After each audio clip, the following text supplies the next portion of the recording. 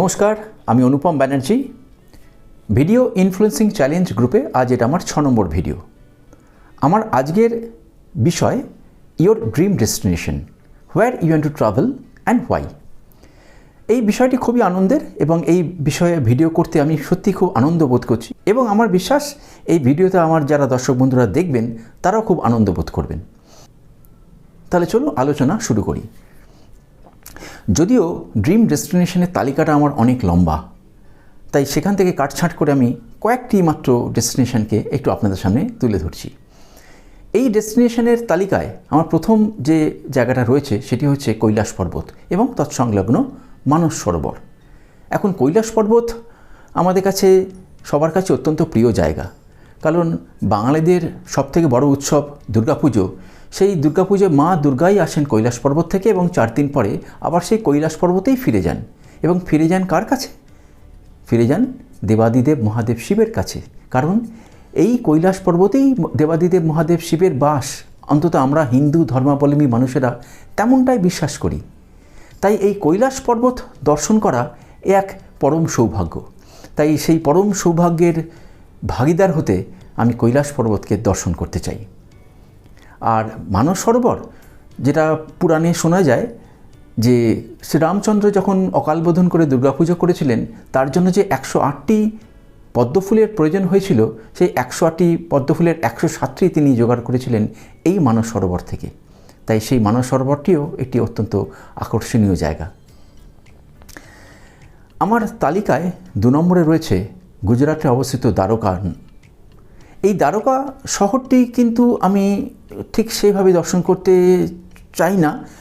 যেটা আসলেই আমি দর্শন করতে চাই সেটা হচ্ছে আরব সাগরের অতল গভীরে বর্তমানে শ্রীকৃষ্ণের প্রাচীন দ্বারকা নগরীকে কিন্তু খুঁজে পাওয়া গেছে।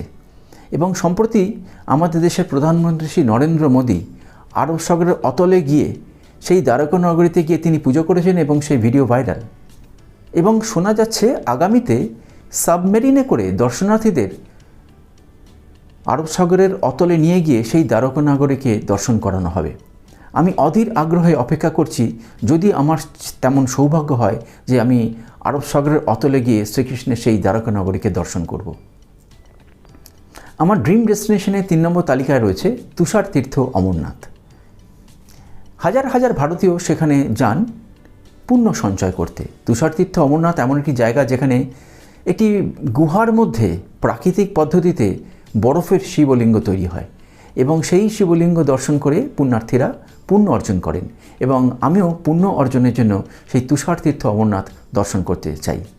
আমার ড্রিম ডেস্টিনেশনের 4 নম্বরে আমি যে জায়গাটিকে রেখেছি সেটি সম্পর্কে বলার আগে আমি 2-1টি কথা বলতে চাই।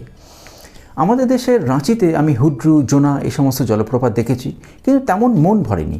কিন্তু কানাডার সেই নায়াগ্রা জলপ্রপাত কোনো দিন দেখতে পাবো কিনা জানি না, কিন্তু সেই দুধের স্বাদ ঘোলে মেটাতে আমাদের দেশে একটি জলপ্রপাতকে আমি খুঁজে পেয়েছি, যার নাম দুধসাগর জলপ্রপাত, যেটি গোয়ায় অবস্থিত।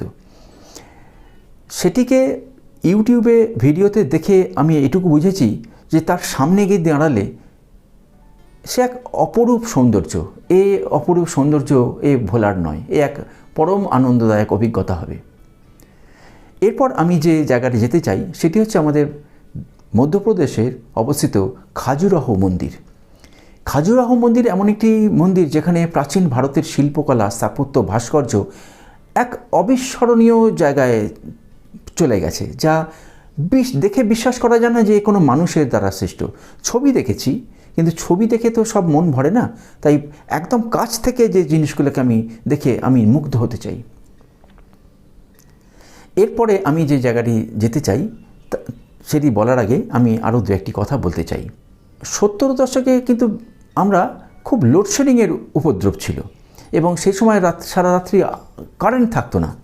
আমরা তখন ফ্ল্যাট বাড়ি এত ছিল না, আমাদের নিজের বাড়ির ছাদে গিয়ে আমরা রাত্রে গিয়ে শুয়ে থাকতাম।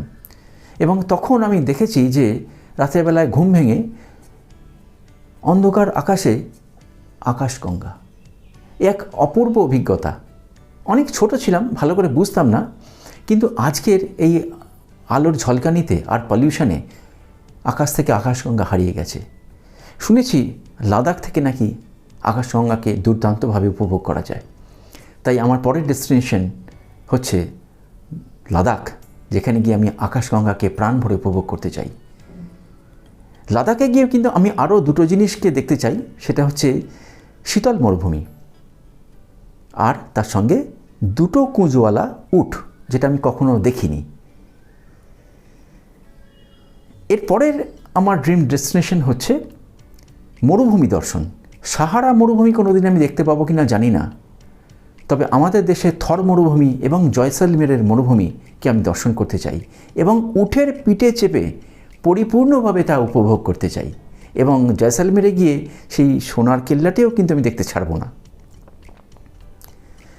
এরপর আমি দুটো ঐতিহাসিক জায়গা দর্শন করতে চাই, যার মধ্যে একটি হচ্ছে অযোধ্যার রাম মন্দির। এটি সম্পর্কে বলার কিছু নেই, এটি একটি ঐতিহাসিক জায়গা। এবং 2 নম্বর যে জায়গাটি আমি দেখতে চাই সেটা হচ্ছে আন্দামানের সেলুলার জেল। একসময় ব্রিটিশ শাসকেরা বাংলার বিপ্লবীদের এবং ভারতের বিপ্লবীদের তারা বন্দি করে যাবজ্জীবন কারাদণ্ড দিয়ে এই সেলুলার জেলে দ্বীপান্তরে পাঠিয়ে দিতেন এবং জীবনের শেষ দিন পর্যন্ত তারা এই জেলেই বন্দি হয়ে থাকতেন। আমি এই সেলুলার জেলে গিয়ে সেই সব বীর বিপ্লবীদের আমি সশ্রদ্ধ প্রণাম জানিয়ে আসতে চাই। আমার পরের ডেস্টিনেশন কিন্তু ভারতের বাইরে। আমার মনে হয় এই ডেস্টিনেশনটা আমার মতো আপনিও নিশ্চয়ই দেখতে সমানভাবে আগ্রহী। সেটা হচ্ছে মিশরের পিরামিড। এই মিশরের পিরামিড কিভাবে তৈরি হয়েছে আর কেনই বা তৈরি হয়েছে তার সদুত্তর আজও কেউ দিতে পারেনি। এবং মিশরের পিরামিডের কাছে আরও একটি মূর্তি রয়েছে, যেটি চেহারাটি সিংহের এবং মুখটা মানুষের, যেটাকে বলা হয় স্ফিংস। এই বিশালাকার স্ফিংস মূর্তিটাও আমি দেখতে ভীষণভাবে আগ্রহী। তাই মিশরের পিরামিড এবং স্ফিংস এই দুটি জায়গাও আমি দর্শন করতে চাই। এছাড়া আমার তালিকায় আরও অনেক জায়গা রয়েছে যেগুলো আমি আজকে আর উল্লেখ করছি না। আপাতত এই কটি জায়গা যদি আমি দেখতে পারি আমি নিজেকে পরম সৌভাগ্যবান মনে করব। এই ভিডিওটা আপনাদের কেমন লাগলো কমেন্ট করতে ভুলবেন না। আর আমার এই জায়গাগুলো সঙ্গে কি আপনার কোনো জায়গা মিলে গেছে তাহলে সেটা কিন্তু অবশ্যই উল্লেখ করবেন। আজ তাহলে এইটুকুই। নমস্কার।